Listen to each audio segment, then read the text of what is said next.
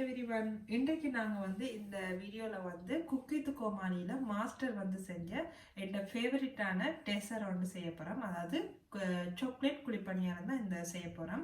அந்த ரெசிபி எப்படி செய்கிறது, என்னென்ன திங்ஸ் நாங்கள் யூஸ் பண்ணியிருக்கோம்னு சொல்லி இந்த வீடியோவில் முழுக்க இருக்க போகுது. இப்போ நாங்கள் எப்படி செய்யலாம்னு சொல்லி வாங்க பார்க்கலாம். அதுக்கு முன்னாடி இந்த யூடியூப் சேனலை சப்ஸ்கிரைப் பண்ணாத இருக்க பெல் பட்டனை கிளிக் பண்ணி வச்சுக்கொள்ளுங்க. அப்போ தான் நான் போகிற வீடியோஸ் எல்லாம் உங்களுக்கு நோட்டிஃபிகேஷனாக வர நீங்கள் மிஸ் பண்ணாமல் இந்த வீடியோஸ் எல்லாம் பார்க்கலாம்.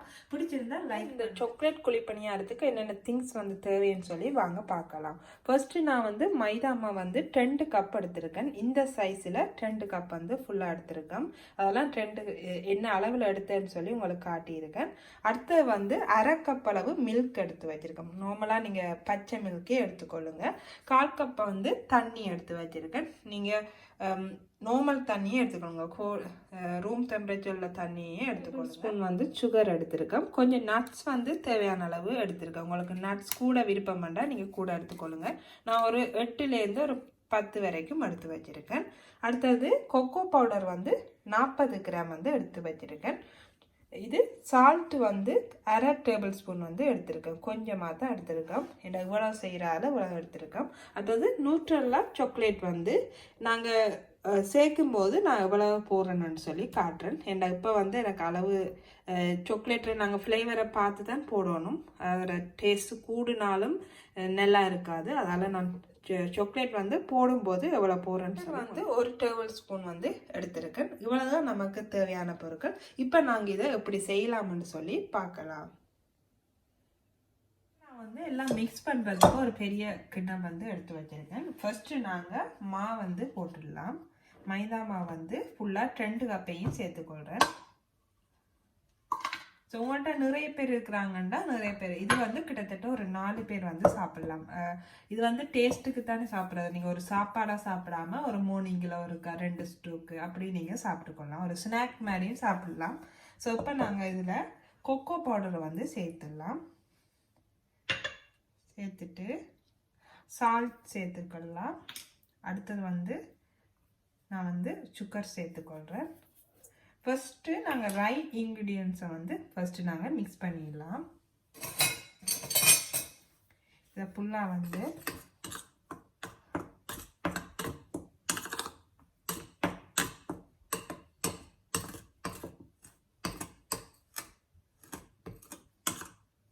ஸோ குக் வித் கோமாளி அந்த ஷோவில் பார்க்கும்போது இது செஞ்சுருந்தவங்க. நான் மாஸ்டர் செய்யும்போது வீட்டில் எப்படியாவது ரை பண்ணி பார்க்கணுமெண்டு ரை பண்ணி பார்த்தேன்னா இதை நான் 2வது தரம் வீட்டில் செய்கிறேன். முதலே ஒருக்கா செஞ்சு பார்த்தேன்னா செம்ம டேஸ்ட்டாக இருந்தது. அதால் அவங்க இத்தனை நீங்களும் இதை தெரிஞ்சு கொள்ளணுமெண்டாக்கானே இன்றைக்கு நான் இதை மெயினாக செய்கிறேன்.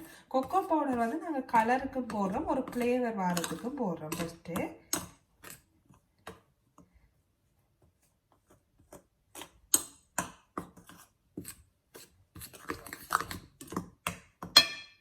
போட்டுட்டு நாங்கள் பால் சேர்க்க போகிறோம்.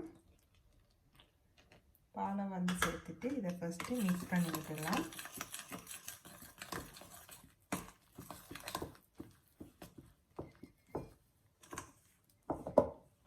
இது நீங்கள் கேக்கு மாதிரி நீங்கள் மிக்சியில் அடிக்க தேவையில்லை. இப்போ நான் தண்ணி சேர்த்துக்கொள்கிறேன். ஃபுல்லாக சேர்த்துக்கொள்கிறேன்.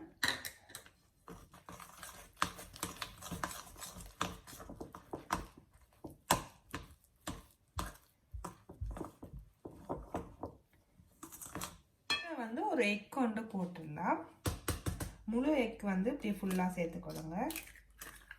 ஸோ எல்லாம் ஹெல்த்தியான திங்ஸ் தான். கோதுமை தான் உடம்பு கொஞ்சம் கூடாது. நான் எப்பயாவது ஒருக்கா சாப்பிடும்போது ஓகே. இதையும் போட்டு நல்லா மிக்ஸ் பண்ணிவிட்டு உங்களுக்கு தண்ணி காணாட்டி நாங்கள் அப்புறம் தண்ணி மிக்ஸ் பண்ணிக்கொள்ளலாம்.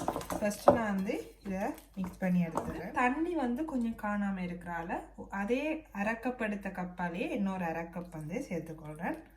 சரியா 1 கப் எடுக்க சரி அளவாக இருக்கும். இல்லை நாங்கள் குறைய விட்டால் பிரச்சனை இல்லை. நீங்கள் ஸ்டார்ட்லேயே கூட விட்டீங்கன்னா அப்புறம் நீங்கள் அட்ஜஸ்ட் பண்ணிக்கொள்ள கஷ்டமாக இருக்கும். அதால் நான் கொஞ்சமாக தண்ணி சேர்த்தணும். ஃபஸ்ட்டு இதை நாங்கள் இதை ஃபஸ்ட்டு மிக்ஸ் பண்ணி விட்டுடலாம்.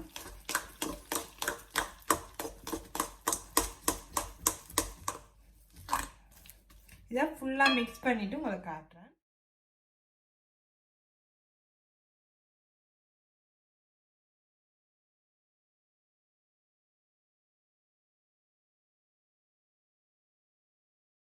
பார்த்தீங்கன்னா நான் சாக்லேட் வந்து 3 ஸ்பூன் அளவு எடுத்து வச்சுருக்கேன், ஒரு டேபிள் ஸ்பூன் அளவு எடுத்து வச்சுருக்கேன். இதை வந்து இதில் சேர்க்க போகிறோம். சாக்லேட் வந்து போட்டுட்டு இதை நல்லா வந்து மிக்ஸ் பண்ணி விட்டுடலாம்.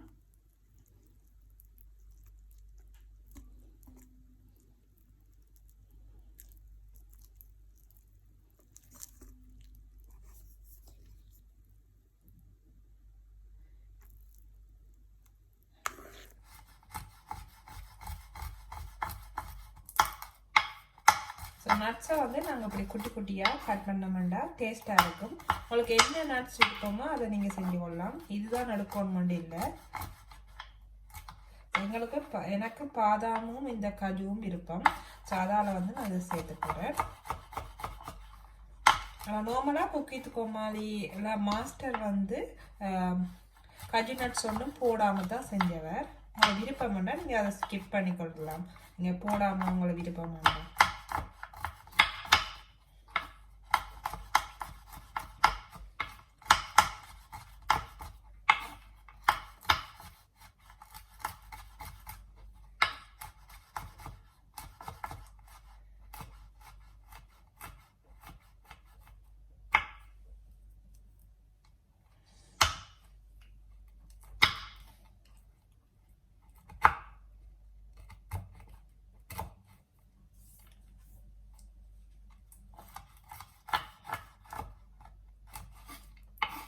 ஸோ இப்போ நாங்கள் நட்ஸை வந்து ஏற்கனவே இந்த நாங்கள் மிக்ஸ் பண்ணி வச்சுருக்கோம் தானே, அதோட வந்து சேர்த்துக்கொள்ளலாம்.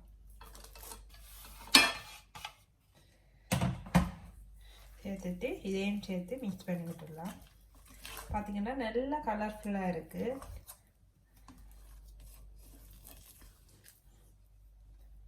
இனி நாங்கள் இதை எப்படி செய்கிறோம்னு அடுத்த ஸ்டெப்பை வாங்க பார்க்கலாம். நான் வந்து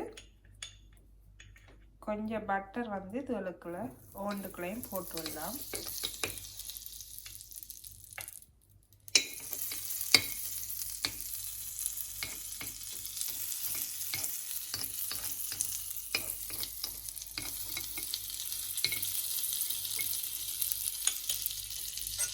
போட்டுட்டு நாங்கள் இப்படி ஒரு குழிக்கரண்டி வச்சுருந்தோம்னா உங்களுக்கு ஈஸியாக இருக்கும்.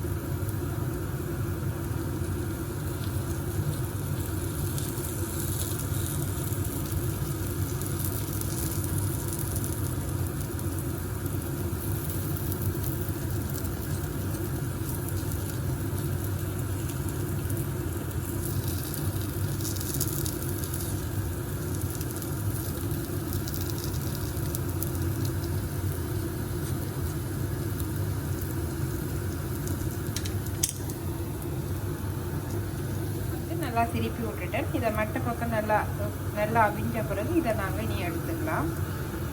இப்போ நாங்கள் என்னோட பனியாரம் வந்து ரெடி ஆயிடுச்சு. இதை நாங்கள் எடுத்துக்கலாம்.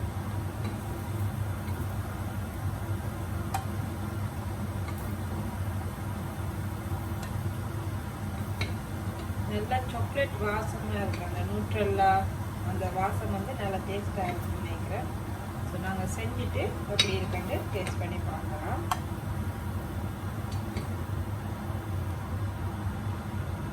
ஸோ மிச்சதை நான் வந்து பிறகு ஊற்றி காட்டுறேன். இப்போ ஃபஸ்ட்டு இதை நான் எப்படி இருக்குன்னு சொல்லி டேஸ்ட் பண்ணி உங்களுக்கு காட்டுறேன்.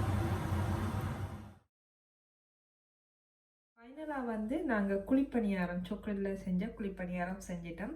எப்படி குக்கீத் கோமாளியை பார்க்கும்போது வாய் உரிச்சோ அதே மாதிரி எனக்கு இப்போ செஞ்ச பிறகு ஃபீலிங் வந்து வருது. நான் எப்படியாவது இதை செய்யணுமெண்டு ஒரு மாதிரி செஞ்சிட்டேன் வீட்டில்.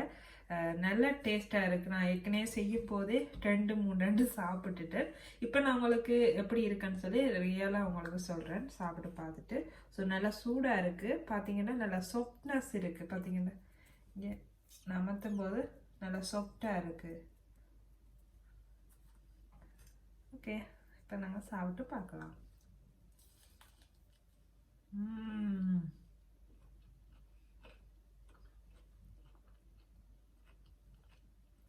பார்த்தீங்கன்னா உள்ளே வந்து லைட்டாக யூஸியாக இருக்குது. அந்த நாங்கள் சாக்லேட் விட்டதால் மேலே எல்லாம் நல்லா கிறிஸ்பியாகவும் நல்லா சாஃப்டாகவும் இருக்குது.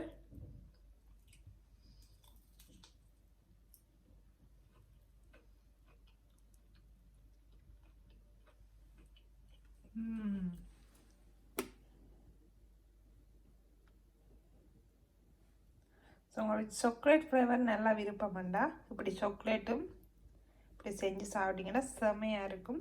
நான் எல்லாத்துக்கும் சாக்லேட் ஃப்ளேவர் போடையில எனக்கு மட்டும் 2 ஸ்டிக் வந்து இப்படி சாக்லேட் போட போகிறேன். ஸோ மற்றதெல்லாம் பிளெயினாக தான் வைக்க போகிறேன். டேஸ்ட்டாக இருக்கும்.